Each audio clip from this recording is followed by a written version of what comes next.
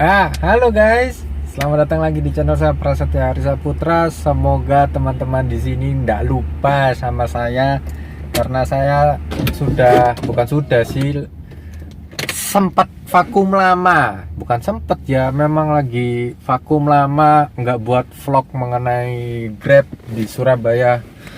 Apa kabar teman-teman semua? Jadi hari ini saya tadi ngetrip. Ini hari Senin tanggal 15 Februari.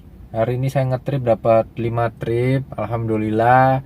Di zaman yang masih sesulit ini, saya rasa sih kayaknya nggak pantas lah kita mengeluh terus menerus teman-teman. Saya lebih, ya udahlah, nerima aja gitu. Saya harap teman-teman semua sehat, ya kan. Ini parfumnya masih ada guys, tuh masih ada, cuma ketambahan partisi gitu. Jadi teman-teman, di sini saya mau sedikit cerita bahwa kondisi taksi online selama ini, yang kita sudah hampir 1 tahun sejak pandemi, ya kan. Kalau nggak salah udah hampir satu tahun kalau masuk Indonesia ya. Kalau di Wuhannya sendiri udah 1 tahun lah. Kalau kita kalau nggak salah waktu itu awal corona masuk itu Maret, ya Maret. Jadi bulan Maret 2021 nanti ini udah setahun. Jadi teman-teman, kalau misalnya saya masih mau flashback ke belakang ketika awal corona masuk itu, bahkan orderan gila. Bisa nggak dapat orderan dalam 1 hari kayak gitu kan. Ketambahan posisi waktu itu ada peraturan PSBB dan lain sebagainya kayaknya. Oh iya, saya nggak pakai masker tapi saya di dalam mobil teman-teman. Tapi pakai aja lah, pakai, ya kan, ada aturan PSBB itu. Terus nah, setelah PSBB itu kalau nggak salah kan aturan kan sempat sedikit agak longgar. Di situ itu orderan Grab itu sudah mulai lumayan teman-teman. Saya ngerasain itu. Jadi dulu itu setelah PSBB yang jilid pertama itu, sehari bisa lah nyentuh 10 trip. Jadi orderan lebih baik tapi belum rame. 10 trip bisa, bahkan waktu itu pernah 12 trip kalau nggak salah. Jadi 8 trip, 10 trip, 12 trip itu pernah gitu. Terus celaka teman-teman, PSBB jilid kedua yang Jawa Bali itu ada. Nah, di situ orderan mulai, sebenarnya kondisi jalan tetap sih rame, tapi orderan saya rasa sedikit agak menurun sih. Soalnya kan ruang gerak dibatasin lagi, ada jam malam lagi seperti itu.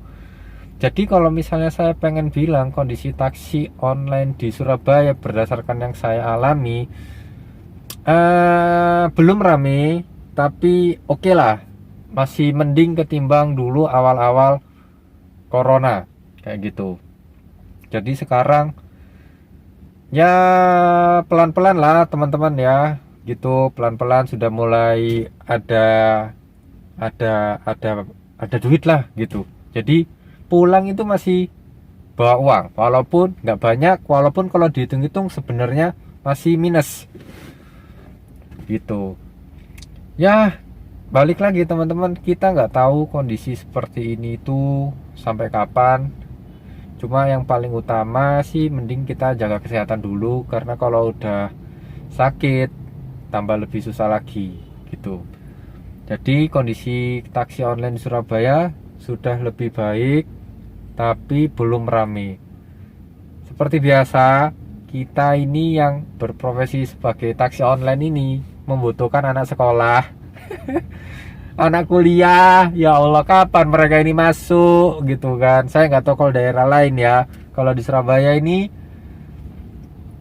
sebagian besar kayaknya belum masuk ya. Kalau di Surabaya kalau nggak salah belum masuk. Jadi sekarang itu dengan kondisi anak sekolah belum masuk, anak kuliah belum masuk, ya kan,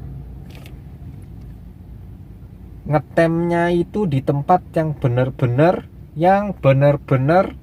ada potensi orderan. Jadi benar-benar harus jeli banget, di jam berapapun itu ada orderan. Misal kayak ini kan sekarang jam setengah 5, ya kan, jam setengah 5 kira-kira yang ramai di mana ya.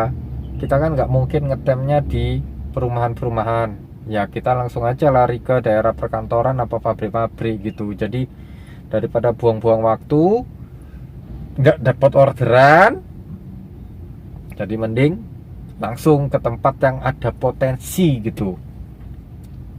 Bener-bener sekarang pun kalau saya nyari order tuh gitu teman-teman, pagi ke tempatnya yang itu-itu aja, siang ke tempatnya yang itu-itu aja, sore tempatnya yang itu-itu aja gitu.